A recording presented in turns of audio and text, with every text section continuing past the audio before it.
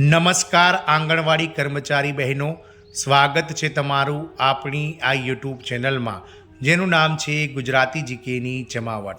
તો ગત રોજ આ રાજ્ય સરકાર દ્વારા રાજ્યમાં આંદોલન અને ધરણા કાર્યક્રમ પર બેઠેલા આંગણવાડી કર્મચારી અને જે આંગણવાડી કર્મચારી યુનિયનોના જે લીડર છે તેમની સાથે રાજ્ય સરકારના સચિવ દ્વારા મિટિંગનું આયોજન કરાયું હતું અને ત્યારબાદ જે કર્મચારીઓની મુખ્ય માંગણી છે જેમાં આંગણવાડી કર્મચારીઓના વેતનમાં વધારો કરવો, મોબાઈલ ભથ્થામાં વધારો કરવો વગેરે જેવી માંગો સ્વીકારવામાં આવી હતી। ત્યારે જ્યારે 1 જાન્યુઆરી 2026થી નવું વર્ષ શરૂ થઈ ગયું છે ત્યારે આ રાજ્ય સરકાર દ્વારા હજારો આંગણવાડી કર્મચારીઓના બહેનોના વેતનમાં વધારો સાથે જ વિવિધ અન્ય લાભોને લઈ અને ઐતિહાસિક જાહેરાત કરવામાં આવી છે।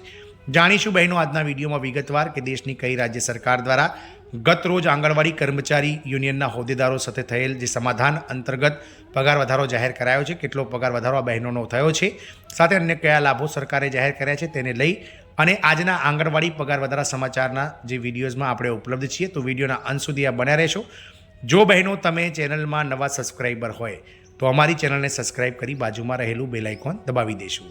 તો વાત કરીશું પંજાબ સરકારની। તો ગતરોજ પંજાબ સરકાર દ્વારા ઘણા લાંબા સમયથી ધરણા કાર્યક્રમ અને આંદોલન પર બેઠેલા જે આંગણવાડી કાર્યકર તેડાગર બહેનો છે તેમના આંદોલન સામે જે તે સરકારે નમતું જોખ્યું હતું અને પંજાબની ભગવંતસિંહ માન સરકાર એટલે કે આમ આદમી પાર્ટી સરકાર દ્વારા રાજ્યના મહિલા અને બાળ વિકાસ વિભાગના નેજા હેઠળ કામ કરતા હજારો આંગણવાડી કર્મચારી બહેનોના વેતનમાં વધારો કરવાને લઈ અને નવા વર્ષની શરૂઆતમાં જ તૈયારીઓ આદરી દીધી છે।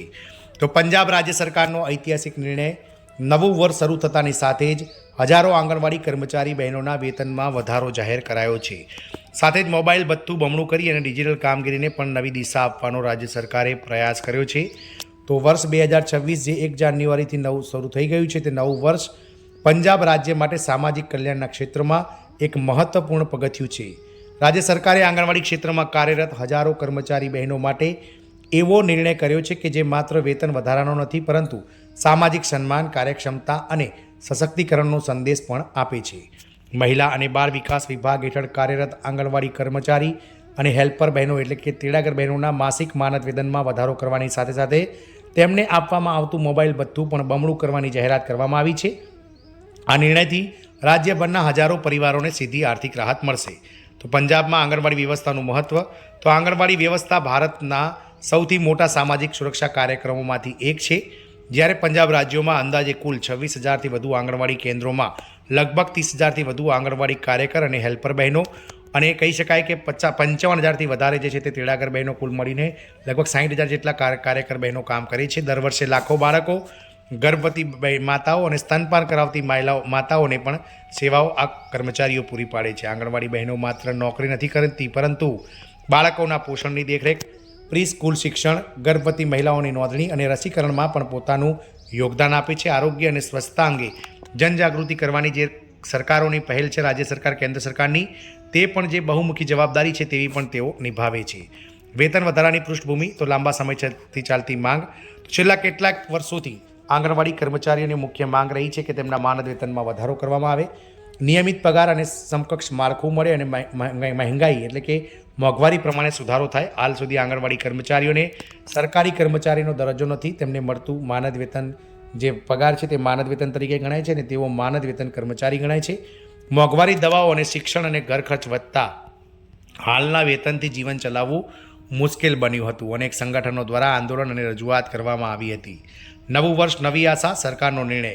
આ પરિસ્થિતિને ધ્યાનમાં રાખીને ગતરોજ પંજાબ સરકારે જે ઘણા લાંબા સમયથી આંગણવાડી કર્મચારીઓ સચિવાલય સામે ધરણા કાર્યક્રમ અને ભૂખ હડતાલ પર બેઠા હતા તે કર્મચારીઓ સામે પંજાબ સરકારે નમતું જોખ્યું છે અને પંજાબ સરકાર દ્વારા આંગણવાડી કર્મચારી યુનિયન જે પંજાબ રાજ્ય સરકારનું છે તેના ઉચ્ચ પદાધિકારીઓ સાથે ગતરોજ રાજ્યના સચિવ દ્વારા બેઠકનું આયોજન કરવામાં આવ્યું હતું અને આ બેઠકના અંતે આંગણવાડી કર્મચારીઓ માટે નવા વર્ષમાં મહત્ત્વની જાહેરાત કરાઈ હતી જેમાં આંગણવાડી કાર્યકર અને તેડાગર બહેનોના માસિક માનદ વેતનમાં વધારો જાહેર કરાયો હતો।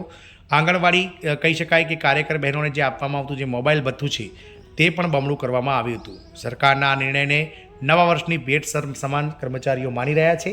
મહિલા સશક્તિકરણ તરફ મોટું પગલું અને તેના રૂપમાં જોવામાં આવી રહ્યો છે।